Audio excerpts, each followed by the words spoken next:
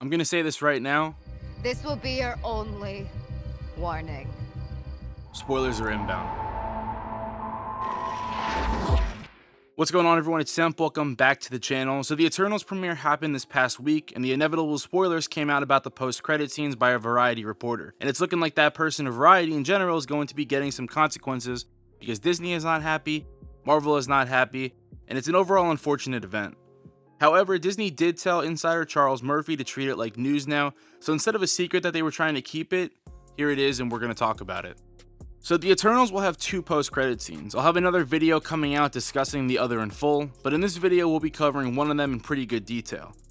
The Variety reporter confirmed the longtime rumor that Harry Styles will be playing Eros, otherwise known as Star Fox in the MCU. Now this is massive news because if you don't know, he is Thanos' brother. There's been a lot of theories and speculation about when and if we would see Thanos' background in the Eternals. There's even concept art of a young Thanos with his Eternal family members, because in the comics, Thanos is partly Eternal with a deviant gene, forcing him to look the way that he does. This was originally scrapped from Infinity War, but when he was first born to his mother Suisan and father Alaris, which by the way is the same as in the MCU, as Red Skull tells him, his mother was shocked and tried to kill him because of the deviant gene scaring her. But she was stopped by his father, and then Thanos later grew up to be the maniac that he is, even though that he was basically a pacifist in his early days. One of the Eternals in the film, played by Angelina Jolie, her name is Thena, and she is actually a cousin of Thanos, making them related. Now all of that lore is cool, but the real reason of why I'm telling you this is because the MCU changed that origin slightly, and in turn also changed the Eternals' origin. Titan in the MCU is not a moon of Saturn, but rather its own planet with orbiting moons outside of our solar system.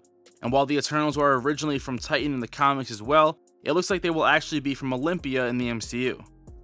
Marvel Studios producer Nate Moore confirmed this about a week ago, stating that in the past we see the Eternals, who in our version of mythology are immortal aliens from a planet called Olympia. The group has been tasked by the Celestials to come to Earth and eliminate creatures known as the Deviants. In the comics, Olympia is the home of the Eternals from Earth, a city located in Greece, or at one time was even pulled into the negative zone beyond our dimension. So it looks like just how Titan was changed, Olympia will also just be another planet, because in the trailer we see the Eternals traveling to Earth throughout space. Now I for one do like this change. I think it gives us more of a reason to explore the cosmic universe in the MCU, and in theory, I mean, it doesn't really change much, it just groups together some of the comic lore into one story. This potentially means that they have given each race or gods their own planet, kind of like CHLOÉ in Shang-Chi, even though that is a pocket dimension that can be accessible from Earth. Olympia and Olympus are different though in the comics. Olympus in the comics was a pocket dimension or realm that was adjacent to Earth, while Olympia was just a city and the gods looked identical to humans, like Thor looks.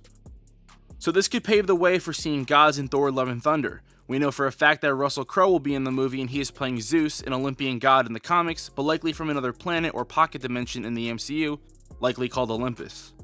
Now, unless they make Olympia the same planet and the Eternal gene plays more into a factor of it, however it is, the basis of the origins are all there, and like we're about to see in the Eternals, which by the way, early reactions called it the most lore-heavy MCU film to date, so expect most of this, or at least some of the hints to Olympian gods, be answered in this movie.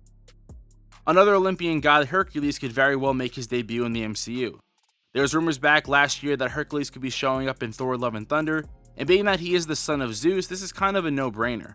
Whether they are from the same timelines, planet, or dimension like I mentioned above is to be determined, but Hercules has not only fought Thor in the comics, but has also been on variations of the Avengers teams, so he's an important character. And like we know also, Gorr the God Butcher will have his own planet, or at least reside in one, like we saw in the photos of Thor 4 when it was filming, so it looks like this is another method Marvel Studios has taken to introduce us to the cosmos beyond our solar system.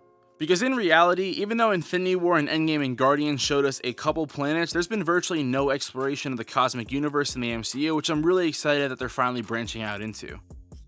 I'm glad the full post-credit scene didn't leak because I'm one that likes to be surprised, and even though I've known Harry Styles was going to be in this film, I didn't know it was going to be in a post-credit. So I can't wait to see what they have in store once I see the context of the clip. Overall though, do you like the backstory change to the Eternals origin? And let me know your thoughts about this video and the Olympian gods in the comments below. If you're new here, just like Marvel, the MCU, comics, and everything in between, subscribe to the channel. Drop a like if you enjoyed, follow me on Twitter for all news and updates, links are in the description below. And other than that, I just want to say thank you. I'm another Marvel guy, and I'll catch y'all on a blip.